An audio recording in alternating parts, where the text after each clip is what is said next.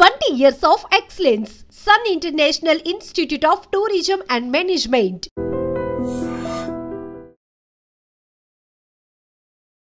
Hi sir, నమస్తే. నమస్తే. Sir, చాలా మందికి ఇప్పుడు ఈ జనరేషన్లో వాళ్ళకి స్టాక్ మార్కెట్ అంటేనే చాలా భయం ఏర్పడుతుంది. And at the same time మనం కూడా ఒక ఎక్స్పెరిమెంట్ చేద్దాం, నేర్చుకుందాం, వద్దాం అనేది ఉంటుంది. సో స్టాక్ మార్కెట్లో మ్యూచువల్ ఫండ్స్ ఏంటి, ఈ స్టాక్ మార్కెట్ ఏంటి, దాని గురించి ఒకసారి చెప్తారా? శ్రావ్య గారు, మంచి క్వశ్చన్ అండి. మేడం, స్టాక్స్ అంటే కొంతమంది ఏంటంటే మేడం, స్టాక్స్ అంటే కొనుక్కుంటే లాంగ్ టర్మ్ గురించి వెయిట్ చేస్తారు. అంటే మనం ఎలాగైతే మ్యూచువల్ ఫండ్స్లో ఇన్వెస్ట్ చేసి వెయిట్ చేస్తాం వెల్త్ క్రియేట్ అవ్వడానికి, అలాగా ఈక్విటీ స్టాక్స్ కొనుక్కుని పెట్టుకుంటారు. అది నో ప్రాబ్లం. కానీ ట్రేడింగ్ చేస్తారు. ట్రేడింగ్ అంటే బై అండ్ సెల్ చేస్తుంటారు, ఫ్యూచర్ ఆప్షన్స్ ఆడుతుంటారు. దాంట్లో రిస్క్ చాలా ఎక్కువ. రికమెండేషన్స్ ఇస్తుంటారు, కొంటుంటారు, అమ్మేస్తుంటారు. ఇప్పుడు ఏమవుతుంటుందంటే, ఒక రికమెండేషన్ ఇచ్చినప్పుడు కొంటాం, ఈ ప్రైస్కి అమ్మేయండి అని చెప్తారు. ఆ ప్రైస్ ఒకవేళ ఇటు అటే వెళ్ళిందా, మనం అమ్మలేదనుకోండి, లాస్ అయిపోతాం స్టాక్స్లో. తర్వాత ఏం చేయాలో తెలియదు. మనం మళ్ళీ ఎత్తుక్కోవాలి, ఎవరో ఏదో చెప్తే కానీ మన అది ఏం చేయాలనేది తెలియదు. లేకపోతే ఆ పర్టికులర్ డిమాట్ ఎక్కడైతే ఉందో వాళ్ళు సజెస్ట్ చేసే బట్టి మనం యాక్ట్ అవ్వాలి. ఇంకోటి ఏంటంటే, ఇప్పుడు రీసెంట్గా చూస్తున్నాము, యూట్యూబ్ ఓపెన్ చేసినా లేకపోతే రీల్స్ ఓపెన్ చేసినా ఎవరో ఒకరు అందరు ఫైనాన్షియల్ ప్లానింగ్ గురించి అడ్వైజెస్ ఇవ్వడం, దీంట్లో ఇన్వెస్ట్ చేయండి, దాంట్లో చేయండి, ఎస్ఐపి చేసుకోండి, ఎస్డబ్ల్యూ చేసుకోండి, ఇవన్నీ చెప్తున్నారు. సో ఏది బెస్ట్ అంటారు?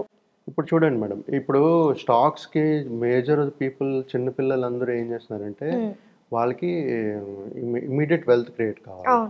So they want a quick returns కావాలి, good returns, quick wealth creation కావాలి.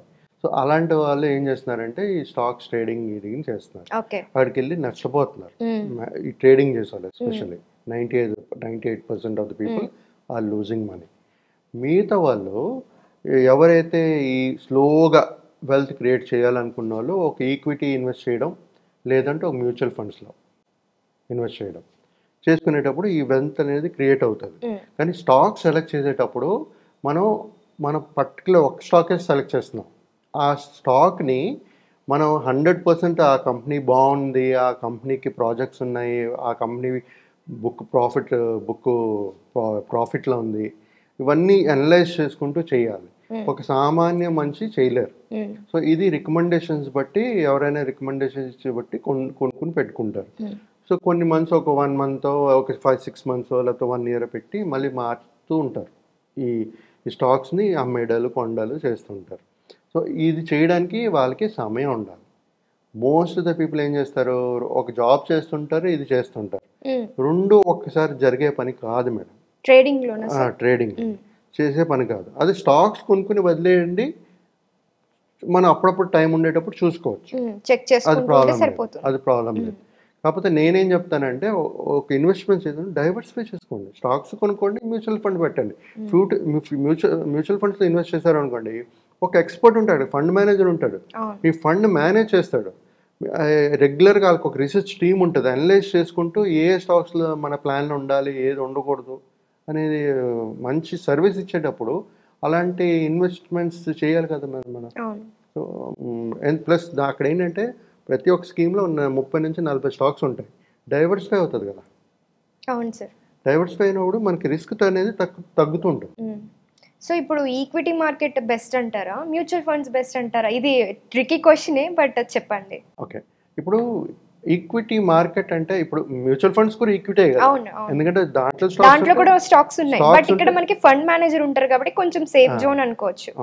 సో నేను అదే చెప్తాను మేడం, కొంతమందికి ఏంటంటే సొంతగా చేసుకోవాలి, ఈక్విటీ స్టాక్స్ మీద ఇంట్రెస్ట్ ఫోకస్ ఉంటుంది. లేదు, నాకేం తెలీదు, నేనేం చేయలేను, నాకు నాలెడ్జ్ లేనప్పుడు మాత్రం mutual fund is very better. నాకు నాలెడ్జ్ ఉంది, కొంచెం ఏదో ట్రై చేస్తాను అనుకుంటే మీరు ట్రై చేయండి. ట్రై చేస్తే మీకు తెలిసిపోద్ది కదా 1-2 yearsలో. కానీ మీరు 50 yearsకి 60 yearsకి వచ్చి స్టాక్లో గీలు కొనకండి. అప్పుడు ట్రయల్ ప్రయత్నాలు చేయకండి. That is not correct process అండి. సరే సార్, ఒక చిన్న ఎగ్జాంపుల్ తీసుకుందాం. ఇప్పుడే ఏమంటారు, ఒక జాబ్ వచ్చిన పర్సన్ ఉన్నారు, యంగ్ ఏజ్ పర్సన్, ఒక 23 years పర్సన్ అనుకున్నారు. అతను ఆ ఏజ్ నుంచి ఇన్వెస్ట్మెంట్ ప్లాన్స్ చేద్దామని అనుకుంటున్నారు, కానీ నాలెడ్జ్ లేదు. అలాంటి వాళ్ళకి ఏది సజెస్ట్ చేస్తారు మీరు? Mutual funds is very simple madam. చిన్న అమౌంట్ నుంచి చేసుకోవచ్చు.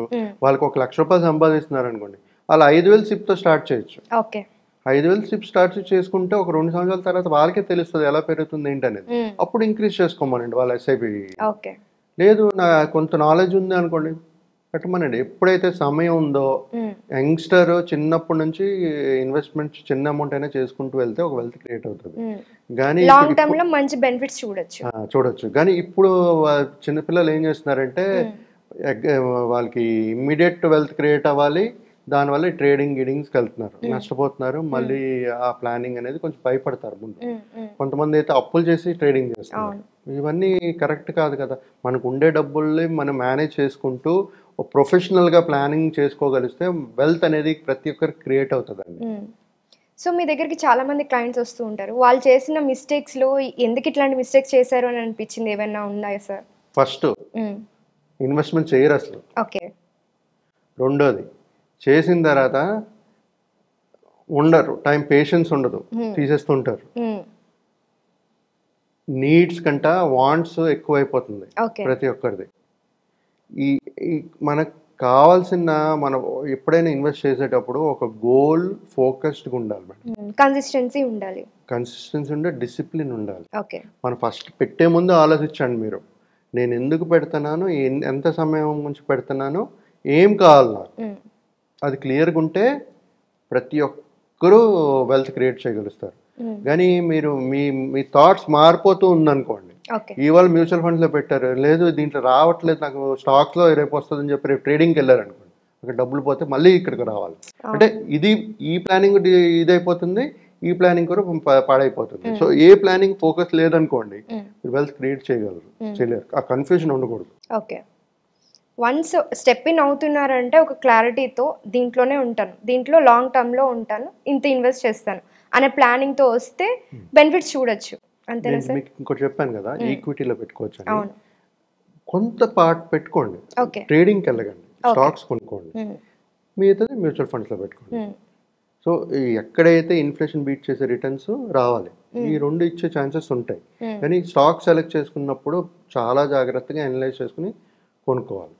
ఇదైతే ఫండ్ మేనేజర్ చూసుకుంటారు, దాన్ని బట్టి ఇన్వెస్టర్ డిసైడ్ చేసుకోవాలి.